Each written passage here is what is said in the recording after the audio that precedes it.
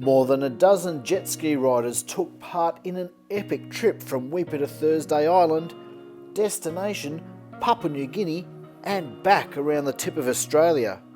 But the first battle was getting to the start line. The event was to raise awareness for SARS Sanctuary, a charity established by the parents of 21-year-old Sarah Zelenak, one of 2 Australians killed in the 2017 London terror attacks. Her father, Mark Wallace, did this journey with 3 others in 2013. Now he's back as support crew for the 2019 crossing.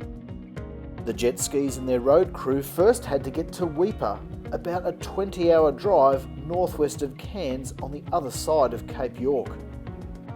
Aside from getting covered in dust, most of the road is corrugated dirt, although there was the occasional relief from water crossings. The road trip took its toll on cars, trailers and jet skis. Some people used gaff tape on the hull and shade cloth on the trailer to stop stones. Others copped tyre damage. One car snapped the tow hitch on the drawbar. After a quick shakedown and leisure ride in Weipa the day before departure, to try and spot some crocodiles, it was time to get ready to leave the boat ramp at sunrise. Destination: Thursday Island. The journey from Weipa to Thursday Island is about 300 kilometres. All the jet skis carried 60 litres of extra fuel on the back, but they would need another top-up halfway along the ride. Luckily, the local rangers offered a helping hand to get fuel, while some of the local kids got a joyride on the back of the jet skis.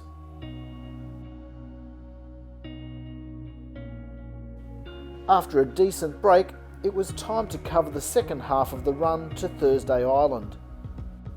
For this stretch, riding conditions were perfect, protected from the strong southeasterly winds thanks to the west coast of Cape York. All 14 riders eventually made it to Thursday Island, where they would need to refuel and clear customs before leaving Australia. Once again brimmed with petrol, each jet ski would have just enough range to make it to the island of Daru off the southeast coast of Papua New Guinea. A distance of 240 kilometres, but in much rougher conditions across the Torres Strait. After 9 hours in 1 to 2 metre swell and winds up to 25 knots, the group finally arrived in Daru to a hero's welcome.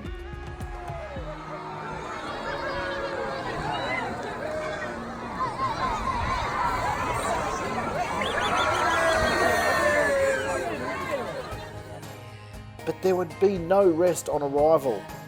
All jet skis had to be lifted out of the water one by one and then refueled, a process that took 4 hours.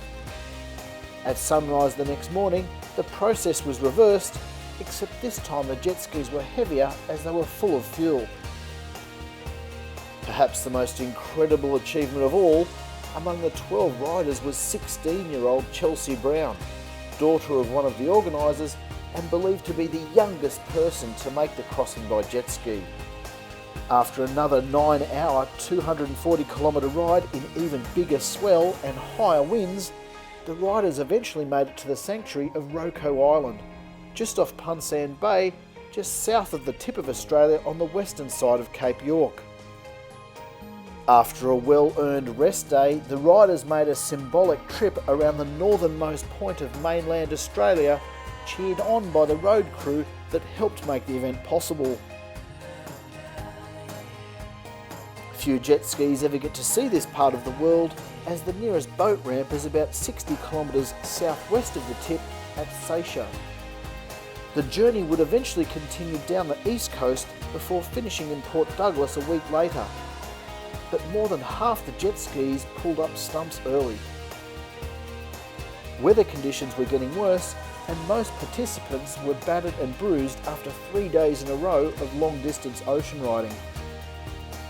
One by one, the jet skis came out of the water, either at the boat ramp at Seisha or having to be dragged off the beach at Captain Billy's campground, the first stop on the run down the east coast from the tip.